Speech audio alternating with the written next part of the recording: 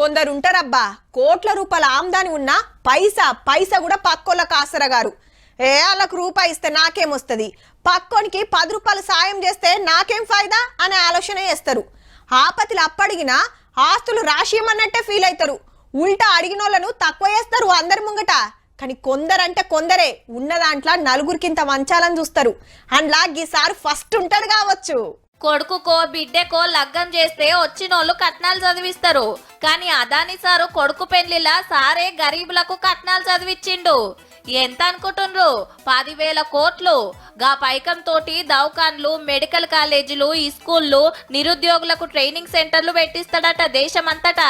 Adani sir చిన్న కొడుకు జీత్ అదాని పెండ్లి గుజరాత్ డైమండ్ వ్యాపారి బిడ్డతో జరిగితే చుట్టాలను దగ్గరోలనే విలువనంపుకుండు.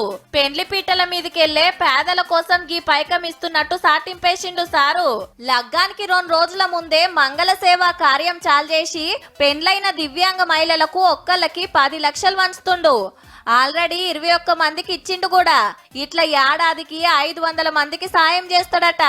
అదాని సార్ అంటే తెలుసు కదా, దేశంలో తోపు శ్రీమంతుడు. పెద్ద కంపెనీలు, బిజినెస్లు బొచ్చడున్నాయి. లక్షల కోట్లు సంపాదించి ఓ స్వచ్ఛంద సంఘం పెట్టి పేదల చదువులకు, వైద్యానికి, రైతులకు, ఊర్ల సౌలతులకు ఆసరైతుండు. కొడుకు పెండ్లి పేరు మీద 10,000 కోట్ల రూపాయలు గరీబుల మంచి చెడ్డల కోసం గిట్ల తిప్పలు పడుతున్నందుకు తారీఫ్ చేయాల్సిందే. కానీ గింతగానం దాన ధర్మాలు చేస్తుందంటే అదాని సార్ ఆమ్దాని ఏ లెవెల్ ఉంటదో మీరే ఆలోచన చేసుకోండి.